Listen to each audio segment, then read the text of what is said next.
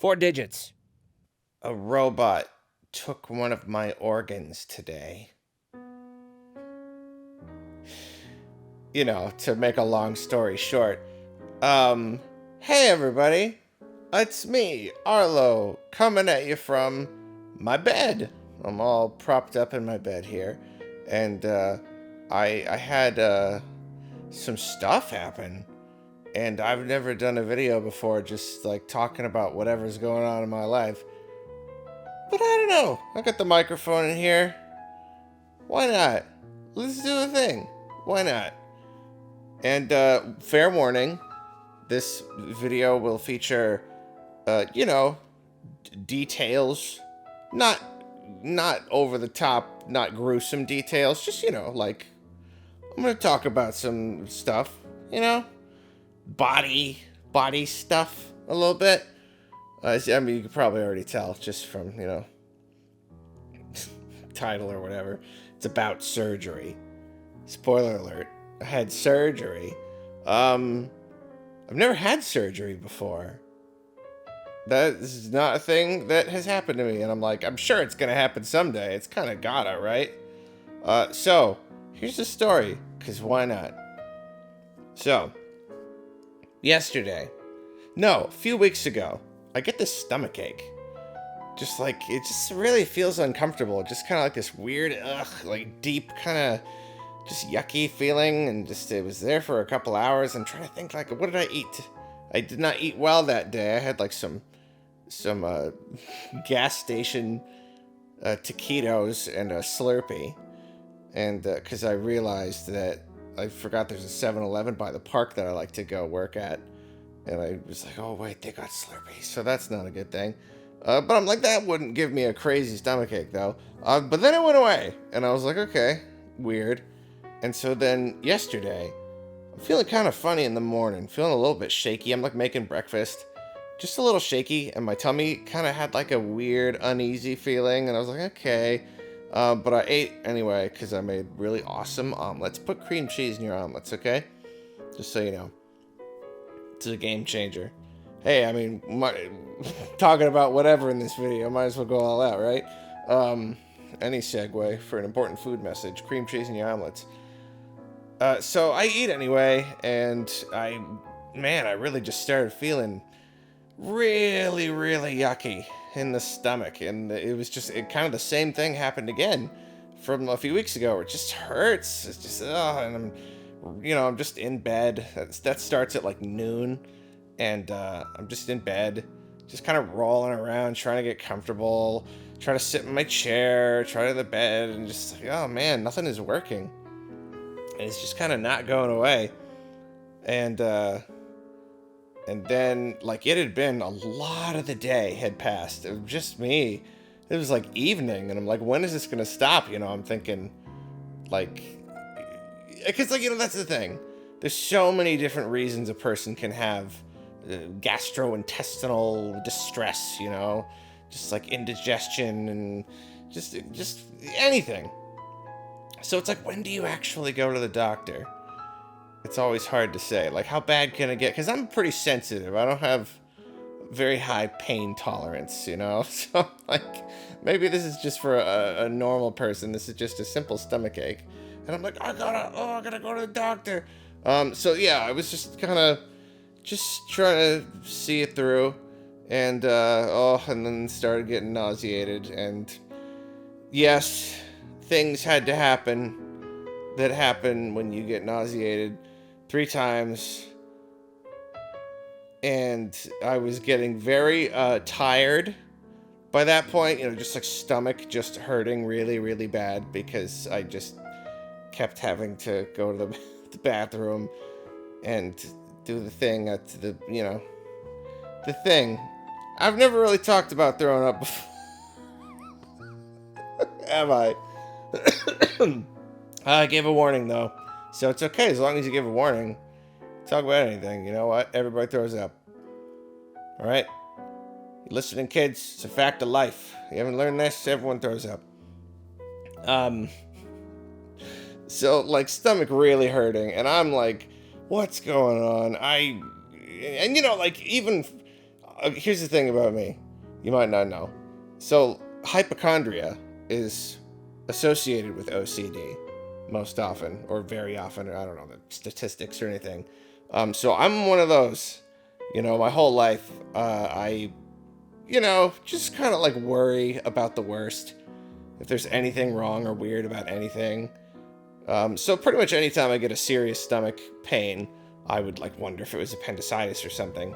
But I knew that like usually with that, it's pain in your lower right abdomen. That's where your appendix is. And but like it wasn't really like that. It was just kind of like stomach pain, just feeling really yucky, and so it's getting pretty bad.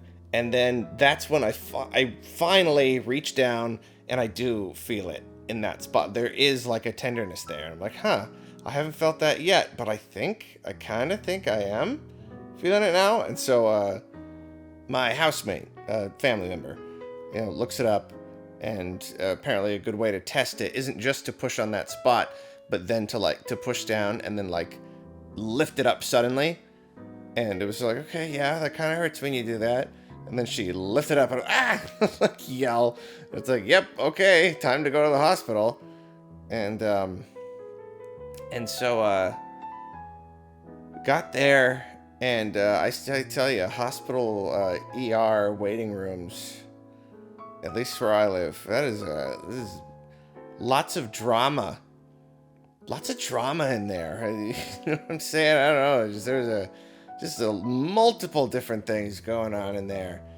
The guy wants to lay on the floor, and they won't let him, and then he's yelling and swearing, and then the other lady is scolding him for swearing. It was weird. It was a trip.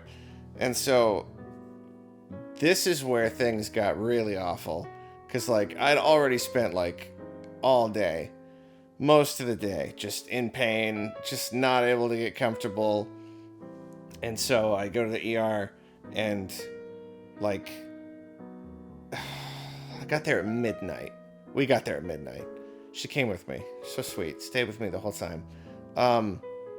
At midnight, and they finally called me in at 3:45. Before we left, before we got in the car, I was like kind of pessimism joking, just like, oh boy, I can't wait to sit in the ER for 4 hours, in the waiting room for 4 hours with an appendix that's about to burst. Yeah, it was 3:45 when we went in there. And then, what? Oh boy.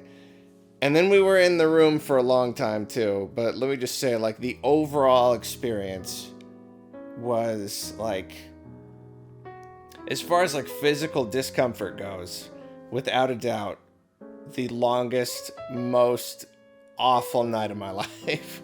It was so bad. Just like, just sitting there, sitting in an uncomfortable chair for 4 hours, just super hurt. There's just no way to, you can't even lie down. There's nothing that makes it comfortable. And it was really horrible. And like, at least when we got in the room, then like nurses would come in and we'd talk, and then I, go and I got a CAT scan or CT scan, all that stuff. And, but like, still, it was so long. It was so much time, just the seconds ticking by so slowly, being in such pain. And it was getting really, really bad too. It was like, I'm fidgeting. I'm shaking all over the place, trying to distract myself. I'm breathing really heavily, like clenching, whatever I can grab, just kind of, like it was starting to really, really hurt. So another interesting thing about this waiting room is, so there's the TV, and at some point, someone asks them to like change the channel, and they just change it to a random channel. And like back in my day, when you don't have a good signal on an analog TV, it's just fuzzy. It doesn't come in right. But I guess on a digital TV, it's really different, because this channel was like, it was like the image was like zoomed in to like the top left of the screen, like zoomed in, super distorted. It was like in slow motion. The clips were in slow motion and bleeding into each other, like artifacting all over the screen. missing nose all over, and like that thing with digital artifacting where like one image will freeze and the next image will kind of like tear into it, like doing that. The subtitles were like automated, so they're just like really silly and funny and combining words and like basically like memifying them. Like the shows became like lolcats, and every time it would lose the signal, it like this robot voice would tell you like what channel it was on and what it was doing and all that. But the robot voice was like so much louder than the actual show, just like booming in the room. And nobody felt like having them turn it off because everyone was just miserable and sitting there and just didn't feel like dealing with it, but all suffering at the same time. And just like every time it glitched out, and like every few seconds it would lose the signal. It's just like signal lost, signal found, return to menu 11, signal 11, like just in this really fast, really silly robot voice. Can't even understand it.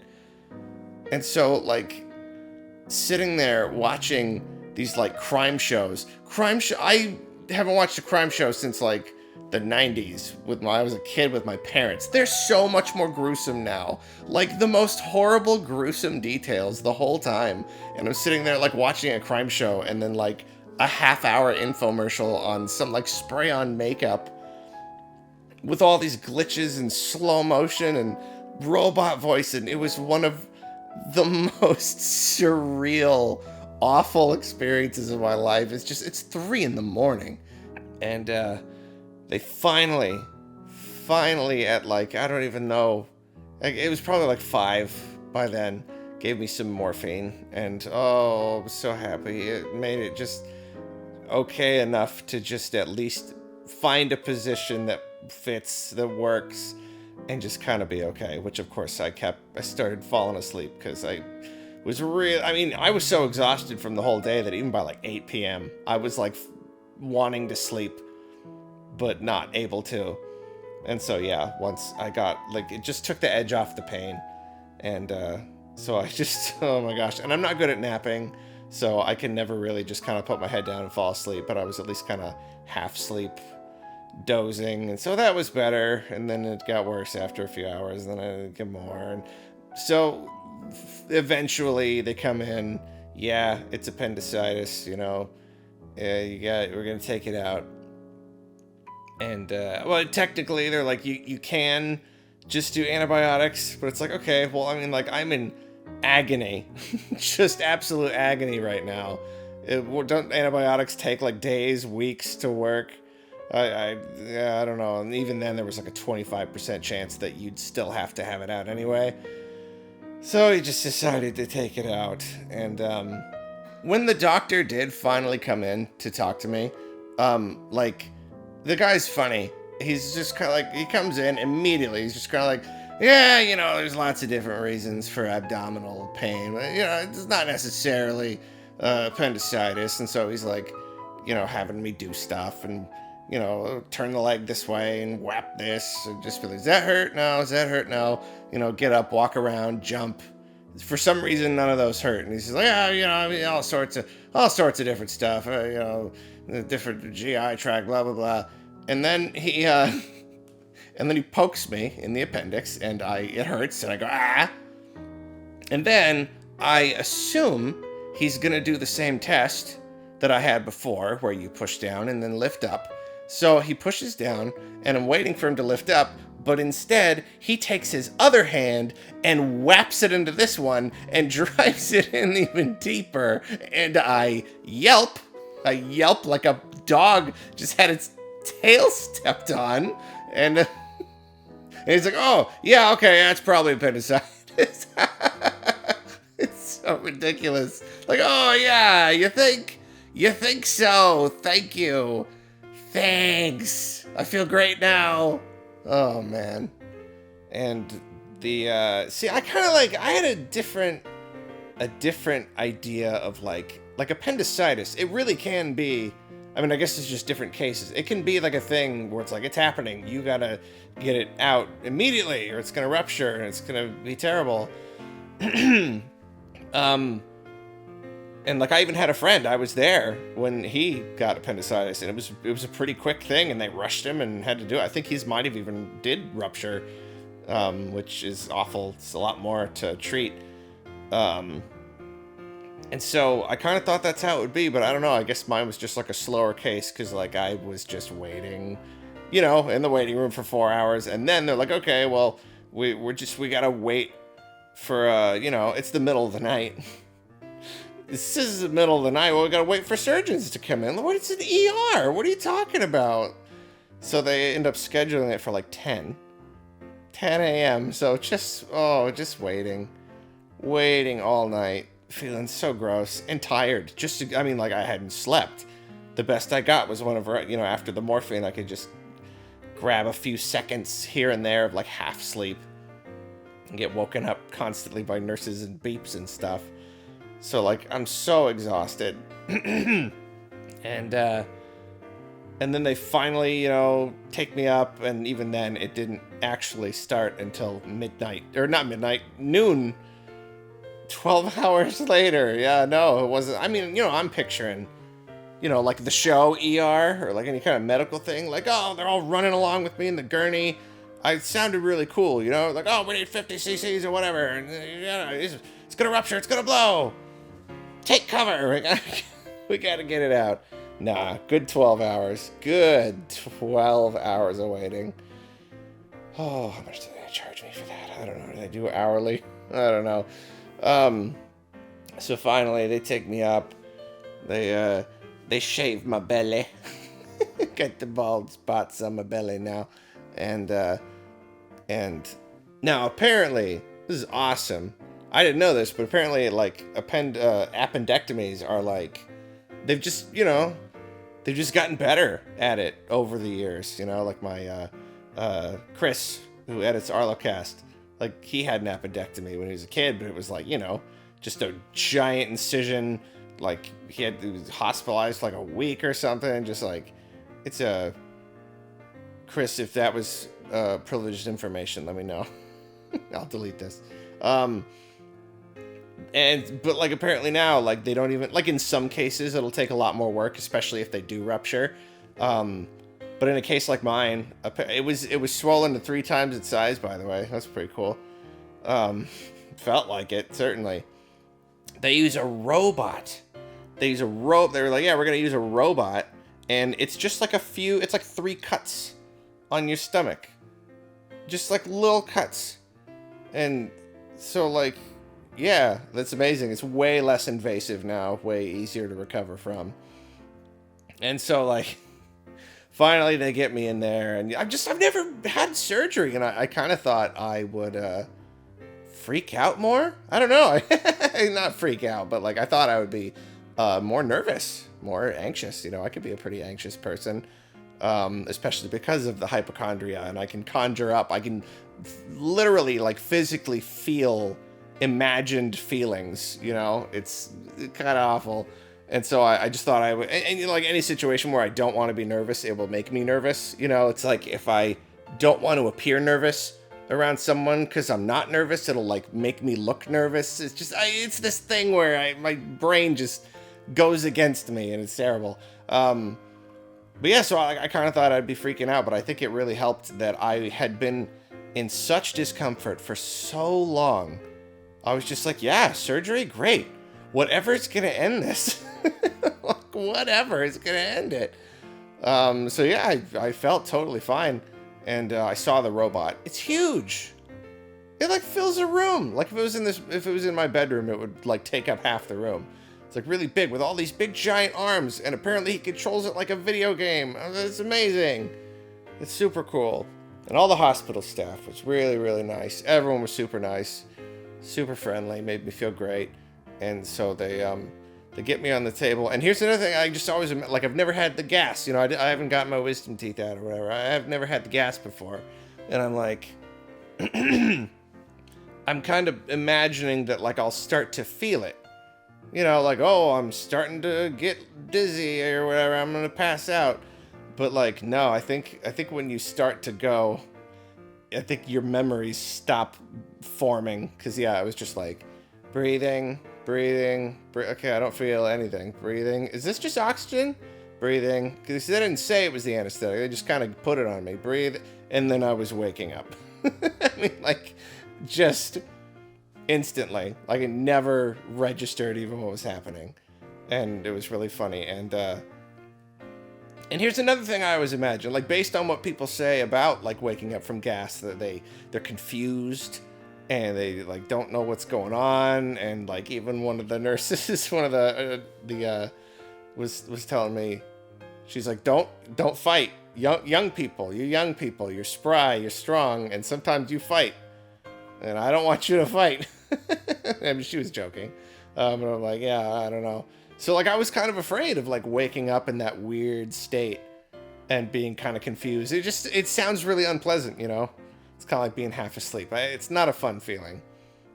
But no, like, I was so tired, I guess, that my first thought was, oh, I should go back to sleep. It took me a second to realize I was in the waiting room or the recovery room. So I probably should, like, wake up on purpose. But I was just like, I felt so comfortable. My mind was completely there. I was not, you know, really, really slightly woozy just coming out of it, like, for a few moments. But, like, it was just like waking up in the morning. It was really weird. I thought I'd be out of it. Yeah, maybe my brain was just that happy to actually have real deep sleep. So yeah, I just was like, I could keep sleeping. I felt great. And it's funny because I just had surgery, and even right now I have just had surgery, but it does feel better than when it was in. Like, you know what I mean? Like, it's like cutting it out. Yeah, apparently that, like, wasn't not even as bad as, like, when it's, you know, when it's gonna rupture or whatever. Because yeah, it's so much more comfortable now. Just the simple fact that I can find a comfortable position that feels okay. That's really everything. Because when you can't find a comfortable position, it's torture. It is absolute torture. Anyone who's been through that, you know what I'm saying. Just like you gotta be able to find something. No, that's terrible. But yeah, so, like, the surgery went great. You know, they were saying, like, however long it takes, or the incisions, like, it just depends on what it's like when they open you up, and so, you know, so they said everything went great, so they were able to use the robot, and the little holes. Oh, I forgot to mention, when I got there, it might have taken a little bit extra time just because they first needed to find out if monsters have appendixes. I mean, I told them it's what hurt. I just, you know, I think our organs are a little bit different. Like I only just recently learned that humans don't have glarpholepters. Weird. No, so anyway, I cut, you know, out of the surgery, and, like, yeah, I mean, it's just, like, literally, like, I think there may be staples, but just Band-Aids. Like, one staple per hole. I can barely feel it. And just, like, literal Band-Aids. Like, that's how non-invasive it is. So it's like the, you know, the wounds or whatever, like the incisions, I barely even feel those. It's really just down in the part that used to have an appendix in it. And, like, you know, it hurts, but it's just not so bad. You know, I gotta move around slow. And, you know, I'm feeling pretty wiped after all that, as you can imagine. And, and they had to put a tube in my throat at some point, so it kind of scratched up my throat. That's why my voice sounds a little scratchy. Yeah, I don't really know how this might affect work. Yeah, I don't know if the direct is going to be this week. That would be pretty funny. It would be especially funny if there was, like, a big, exciting announcement. And I'm like, yeah. I can't yell. I can't do anything. I'm all weak. Yeah. Just my voice catches in my throat. It's so scratchy. I better stop recording soon. But yeah, I don't know how it'll affect work, you know, but Kane's working on stuff that I had given him, so that's cool. And the real problem, the real trouble here, let me look at my calendar. Was it Wednesday or Thursday? I was supposed to go on a trip on Friday. Yeah, I had a trip planned, had it all worked out. I was going to go see Weird Al, and I even bought the VIP tickets so I could meet him. And was gonna stop by visit Loxton and I just want to like explore. It was like just like a week to like see Weird Al and see friends and explore Washington because I'm thinking about moving there. And I got it all set up, and that's a little sad because yeah, 1, 2, 3. It's only 4 days away, and you know they said recovery be like a week or two. You can resume activities as tolerated. And you know I can't lift anything heavy. I'm not gonna be lifting anything heavy on the trip, but it is like, I don't know, it's a lot of driving, and if it ends up like hurting, I could be in a really bad situation where I just like can't drive anymore. So, and it will take a lot of moving around. So I kind of feel like I can't go on the trip, but I bought the tickets. You see Weird Al, the VIP tickets. I was gonna meet him. Never met Weird Al. He's at the top of my list of people to meet. It's Weird Al. And go see Washington and just take some time off work. And oh, so that's a bummer. I don't know how that's gonna turn out. I don't know. We'll have to wait and see, I guess. But there you have it. That is the story of how Arlo got appendicitis and had his appendix removed by a robot. Hope you enjoyed it. Yeah, I mean, I feel the funny thing is like it was such a sustained amount of time of such discomfort.